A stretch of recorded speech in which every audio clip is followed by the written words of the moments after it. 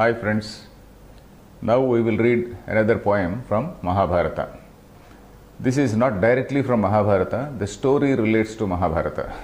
This is by a very famous Sanskrit poet called Bharavi, and his poetic work is Kiratarjuniyam. Kiratarjuniyam is one of the 5 major poetic works in Sanskrit. So this poem is actually from that. The theme is like this: Kirata Arjuniyam. You know that there is a person called Arjuna. He is one of the Pandavas, an important warrior, in fact the most important warrior in that Pandava group. And then he has to, and we also know that all these Pandavas, they were sent to forest. They were forced to live underground for 1 year. And then when they went to forest, they were very clear that at one point of time there would be war. There would be war with the other group, that is the Kauravas. So when you are about to face a war, naturally you have to strengthen yourself. So then Arjuna, in fact, he does a great meditation on Lord Shiva. Lord Shiva is supposed to be having a very invincible astra, a very mighty weapon. So Arjuna wants to get that mighty weapon from Lord Shiva. So for that he takes up serious meditation, serious penance and meditation on Lord Shiva, and then he goes into meditation. And I am explaining the story first without reading the poem. Anyway, I will complete. So then Shiva appears before him. Shiva appears before him. No, Shiva directly doesn't appear. Shiva wants to test whether this gentleman is fit enough to, or is he capable enough to handle this. Will he be using it wisely? Is he having that courage? So, and also is he having that strength? So he comes in disguise. He comes in the guise of a forester, somebody who is a forester. And then he creates a situation where he picks up a fight. He tests this Arjuna, and then he is satisfied with the qualities of Arjuna, not only the moral and ethical side, and also but also the physical valorous side. And then he gives the weapon to him. So that is a Kirata Arjuniyam. Kirata means a forester. Arjuna is this person. The story relating to Kirata and Arjuna is built up in the form of a very beautiful work of art by Bharavi, who is, as I said, is one of the great poets in Sanskrit. I will first read the shloka, then I will explain this shloka, then we will go to the grammar, a little bit of grammar, and then we will wind up repeating the shloka. So please read it after me. Sahasa vidadhitana kriyam avivekah paramapadam padam vrunutehi vimrusyakarinam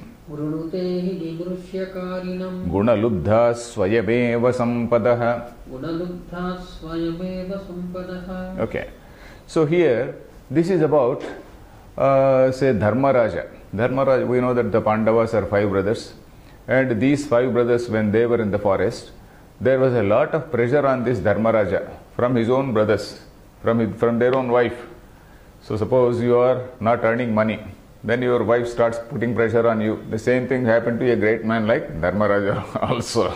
So here, if you see that Kiratarjuniyam, the first passage it starts with actually Draupadi. Draupadi actually almost scolding Dharmaraja. You are sitting idle like this, you are such a strong man, your brothers are so strong, and then you can really wipe them out. And how is it that you are sitting like a lame duck? So that is how she says. And then immediately after that, the immediately younger brother Bhima again is a very valorous person. So he also counsels, yes, we have to immediately go and invade them. Then Dharmaraja, it is his duty to counsel them. That is why he is called Dharmaraja. Dharma means person who is highly judicious, a person who knows what is right and wrong. And when he has to go to war is the last option actually. War should not be the first option. There is a thing called Sama, Dana, Bheda, Danda. In any situation, first of all, you try to negotiate. Try to yield something, give some benefit to the other person, and then establish peace. That is Sama. Sama is basically discussion. Discussion by very pleasant means. Dana is by yielding something and then trying to get peace. Then if it is not possible, then you should try to create some a division in the enemy camp. There is an enemy camp. In that enemy camp, you try to create some division. That is what is called bheda. Bheda means division. And finally, when there is no option, when the other man is about to swallow you, about to devour you, there is no other option but to hit back. So that is what is called dandopaya. So like that, so Dharmaraja is a person who is a wise man who knows that war is the last option. So that is why he counsels here. He counsels his brothers, saying that no, this is not the right time. This is not the correct way. Let us explore all the possibilities for peace. So that is what he says. So that is why in this shloka he says, Sahasa vidadhita na kriyam. That is, one should not do any action in haste. In English we say haste makes waste, something like that. So one should not go about in a very, very hasty, thoughtless manner without deliberating on what he is doing. One should not take up any task like that. And then, avivekaha param apadam padam. Avivekaha. There is a word called viveka in Sanskrit. Viveka means proper discrimination. Discrimination means, trying to see what is right and what is wrong. Just to discriminate between what is right, what is wrong, what is just, what is unjust, what is proper, what is improper. So that sort of discrimination on various parameters. So that is what is viveka. So that is analyzing a situation. So in fact nowadays people talk about what is called SWOT analysis. That is, when you are having some conflict with somebody, you do that SWOT analysis, SWOT. That is strengths, weaknesses, opportunities and threats. Strength, what are our strengths? What are the weaknesses? What are the opportunities? And what are the threats? So SWOT analysis they do. So like that, in our own terminology, it is viveka. Viveka, that is discrimination, that is analysis. Then avivekaha param apadam padam, he says in the second line. That is, this indiscrimination or lack of discrimination is something which is the seat, which is the abode for all troubles. Apadam padam, param padam, that is the highest place, that is the greatest abode, that is the main abode. For what is the main abode? Lack of discrimination, foolishness, hastily getting into action is something which is the seat for all troubles. That is the cause for all troubles, that is what. Then the next line says, Vrunutehi vimrusyakarinam gunalubdha swayameva sampadaha. The sampadaha means wealth, riches. Riches, they flow to a person who is using his force at an appropriate time, in an appropriate manner, and then in a proper way. That is, gunalubdhaha. Riches, they go to a person on their own. That is, attracted or enamored by their gunas. Gunalubdhaha. That is, attracted by a person's virtues. All riches, they go to a person on their own, attracted by a person's virtues. So that is the next line, that is, Vrunutehi vimrushya shalinam. Vrunute means chooses. Here, of course, there is a pathantaram. Pathantaram means there is a variation in the text. Vrunate. Vrunate also is right. Vrunute also is there. Vrunate means sevante, they go and serve. Riches, they serve a person who is virtuous. But here Vrunute means they select, they choose. Both are okay.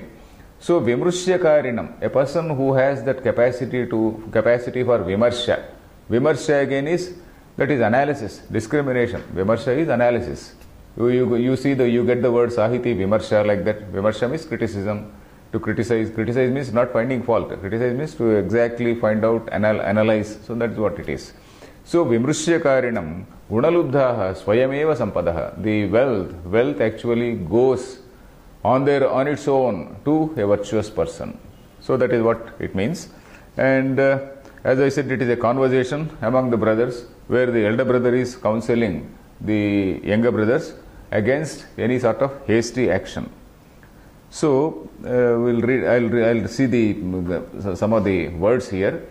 Kriyam sahasa na vidadhita. Kriyam, any action that is in accusative case. Kriyam is in accusative case.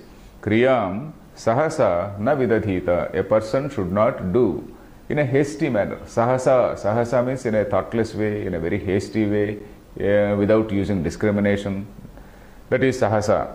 Then avivekaha param apadam padam.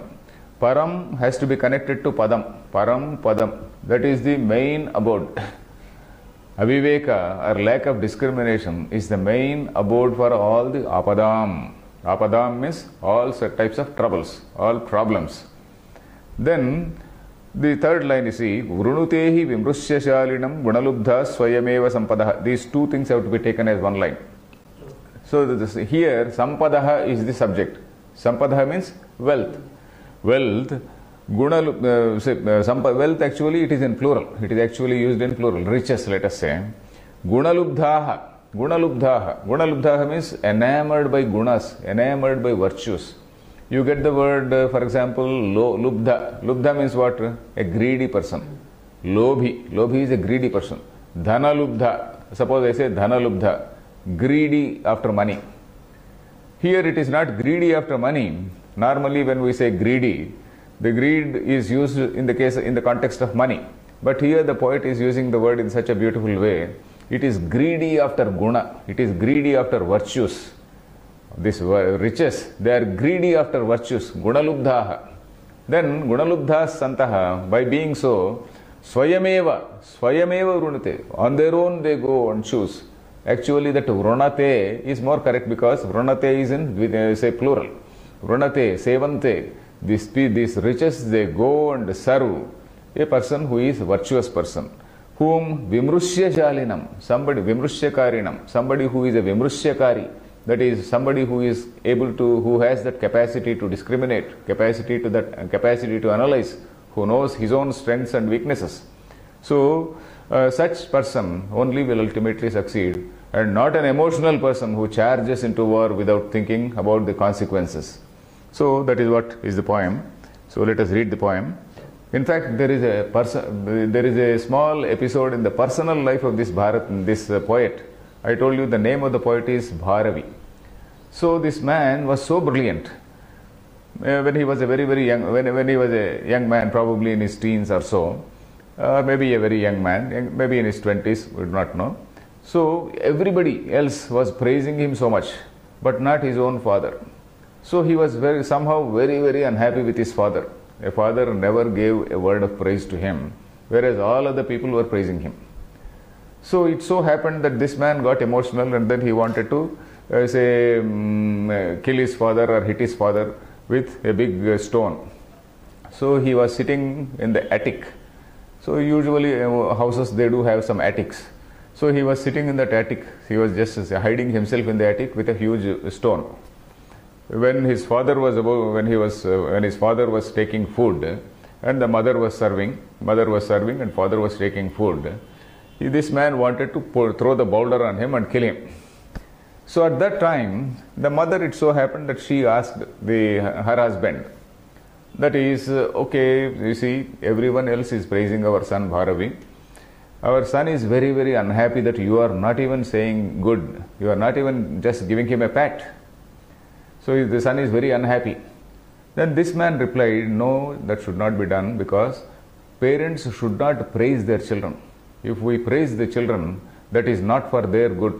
It is not for their good. So I know that my son is a very brilliant man.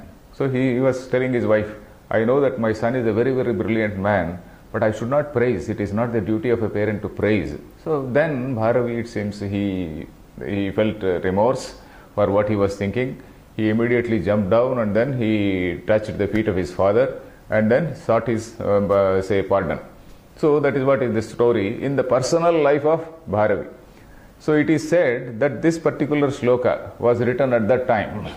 This particular shloka was written referring to his own personal incident, that he was about to do something drastic in a fit of emotion. So we should not do anything in a fit of emotion. So that is what this poem says. So let us read the poem again. Sahasa vidadhitana kriyam avivekah paramapadam padam. Not paramapadam, paramapadam padam. Paramapadam padam. Avivekah paramapadam param. Vrunutehi vimrushyasalinam విమృశ్యకారిణం గుణలుబ్ధా స్వయమేవ సంపదః. Fine.